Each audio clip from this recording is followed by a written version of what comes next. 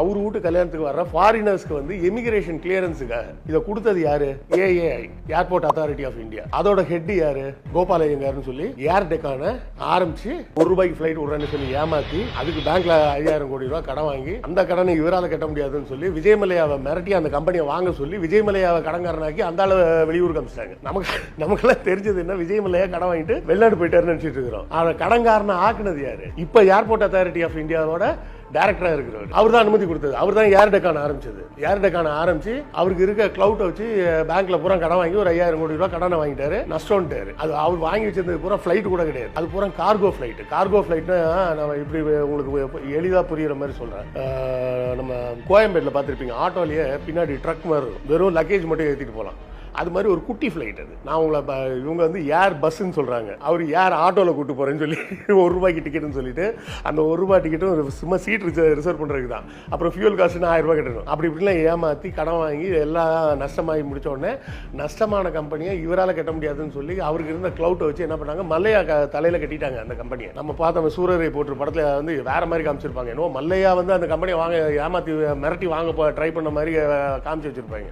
உண்மை என்னன்னா, சும்மா இருந்த மல்லையா கூப்பிட்டு மிரட்டி அந்த கம்பெனி அவர் தலையில கட்டிட்டாங்க. அவர் வச்சிருந்த பாரம்பரியமா வச்சிருந்த கிங்ஃபிஷர்ல இருந்து எல்லாமே நாசமா போய் எவ்வளவு பேருக்கு வேலை இல்லாம போய் அவரு ஊரை விட்டு ஓடி, அதுவும் அந்த 5000 கோடிக்கு அவங்க போட்டிருந்த வட்டி வந்து இன்னொரு 4000 கோடி ரூபாய். அவர் சொன்ன அந்த 4000 கோடி வட்டியை மட்டும் கேன்சல் பண்ணு, கடனை நான் கட்டிடுறேன் அப்படின்னு. அதெல்லாம் முடியாது, 4000 கோடி வட்டியோட சேர்த்து கொடுனாரு. இந்த கடனும் இவர் வாங்கின கடன் இல்லை. இவர் தான் இப்போ ஜாம்நகர் ஏர்போர்ட் வந்து இன்டர்நேஷனல் ஏர்போர்ட்னு அலோவ் பண்றாரு.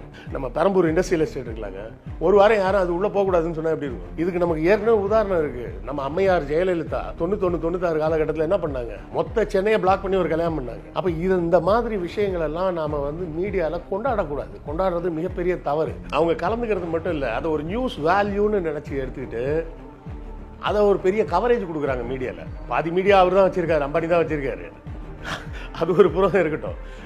இதை வந்து ஒரு நியூஸ் வேல்யூ இருக்கக்கூடிய ஒரு ஐட்டம் மாதிரி இதை கொண்டு போய் கவரேஜ் கொடுக்கறது. பணத்தோட வேல்யூ வந்து நமக்கு புரிய மாட்டேங்குது. இந்த படத்தோட வேல்யூ எவ்வளோ அப்படின்னு கேட்டிங்கன்னா, இப்போ இந்தியன் 2 வந்திருக்கு, 500 கோடி ரூபா பட்ஜெட்ன்றாங்க. இந்தியன் 2 மாதிரி 10 படம் எடுக்கலாம். இல்லை கோவிடுக்கு அப்புறம் இந்த கடந்த 4 வருஷத்தில் தமிழ் திரையுலகத்தில் மொத்தமாக வெளிவந்த சினிமா இருக்குல்ல, அது எல்லா படத்தோட பட்ஜெட்டையும் சேர்த்து கணக்கு பண்ணிங்கன்னா கூட 5000 கோடி வராது. உலகத்திலே மிகப்பெரிய ஃபங்க்ஷன் சொல்லக்கூடிய ஆஸ்கார் ஃபங்க்ஷனை இந்த பணத்தை வச்சு 10 வருஷம் நடத்தலான்றாங்க. இது அவ்வளோத்தையும் சேர்த்து வச்சு நீ ஒரே ஒரு கல்யாணத்துக்கு செலவு பண்ணியிருக்க, அதுவும் திருட்டு காசு, எல்லா மக்களை ஏமாற்றி, செபியை ஏமாற்றி, பேங்கை ஏமாற்றி சேர்த்து வச்ச காசு. பில்கேட்ஸ் செலவு பண்ணாருன்னா கூட சொல்லலாம், அவர் சாஃப்ட்வேர் கண்டுபிடிச்சாரு, அந்த சாஃப்ட்வேர் வச்சு செலவு பண்ணுறாருன்னு சொல்லலாம். சுகர்பர்க் பண்ணுறாருன்னா ஃபேஸ்புக் வச்சுருக்காரு, அதுலேருந்து காசு வருதுன்னு சொல்லலாம். நீ வந்து இருக்கிறத பூரா ஏமாற்றி சேர்த்த காசு. இது நேர்மையாக பிஸ்னஸ் மூலமாக சம்பாதிச்ச காசு கூட கிடையாது. ஃபுல் அண்ட் ஃபுல் ஸ்டாக் ட்ரேடிங்லேயும் புக்கு பேட் புக் கீப்பிங்லேயும் தான் பண்ண காசு. இது சிம்பிள் எக்ஸாம் தான் சொன்னாங்க. அசோக் டெக்ஸ்டைல்ஸ்ன்றது எனக்கு கண்ணுக்கு நேராக தெரிஞ்ச மேட்ரு. அது என் கண்ணுக்கு படாத விஷயம் எத்தனை இருக்கும்? அவர் ரஷ்யாவுக்கு ஏற்றுமதி பண்ண விஷயம் எனக்கு தெரியும். எனக்கு தெரியாத விஷயங்கள் எத்தனை இருக்கும்? நான் ஒன்றும் எல்லாம் தெரிஞ்ச ஒரு ஆள் இல்லையே. எனக்கு தெரிஞ்சதே ரொம்ப சின்ன சின்ன விஷயங்கள். அதுவே பார்த்தீங்கன்னா பல ஆயிரக்கணக்கான கோடிகள் வருது. ஜியோன்னு நம்ம எல்லாரும் சொல்கிறோமே, நான் அப்போவே சொன்னேன், ஜியோக்கு போகாதீங்க, ஃப்ரீயாக தரான்னு போகாதீங்கன்னு. கடைசியாக என்னாச்சு? எல்லாரும் இப்போ வாங்கி கட்டிகிட்டு இருக்கிறாங்க. கவர்மெண்ட்டோட பிஎஸ்என்எல்லை ஏமாற்றி பிஎஸ்என்எலுக்கு 4G கொடுக்காம ஜியோக்கு மட்டும் 4G கொடுத்தாங்க. அது ஊழலில் வரல. 5G 5 கம்பெனி கொடுத்துருக்குறாங்க. ஏலமும் கிடையாது, ஒன்றும் கிடையாது. அந்த 5 கம்பெனியில் 2 கம்பெனி அம்பானியோடது ஒன்று, அவர் தம்பியோடது இல்லை, இவர் அதானியோடதுன்னு நினைக்கிறேன். அதானியது ஒன்று, அம்பானிது ஒன்று. மிச்சம் 2 வந்து ஒன்று வந்து எலான் மஸ்க்கு கொடுத்துருக்குறாங்க, இன்னொரு ஏதோ ஒரு அமெரிக்கன் கம்பெனி கொடுத்துருக்காங்க, 5வது வந்து ஏர்டெல் கொடுத்துருக்காங்க. 5G நீ பிஎஸ்என்எல் கூட கொடுக்கல. ஆனால் யூஸ் பண்ணுறது பூரா எதை யூஸ் பண்ணுற? பிஎஸ்என்எலோட டவரை யூஸ் பண்ணுற. புரியுதுங்களா? இது கேபிட்டலிசமில் வந்து 2 விஷயம் இருக்குங்க. ரெகுலர் கேபிட்டலிசம்னு ஒன்று இருக்குது.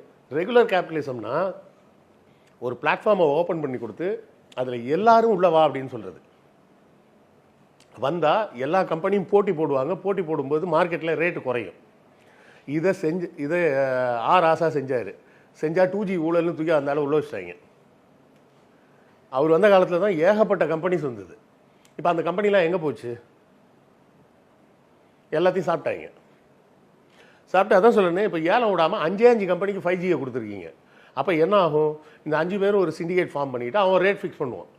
அந்த ரேட்டில் தான் நீங்கள் வாங்கி ஆகணும். நீங்கள் வேறு எந்த ரேட்டுக்கும் வாங்க முடியாது. அப்போது மக்களை சுரண்டுவதற்கு இன்டைரக்டாக அரசாங்கமே ஹெல்ப் பண்ணுது.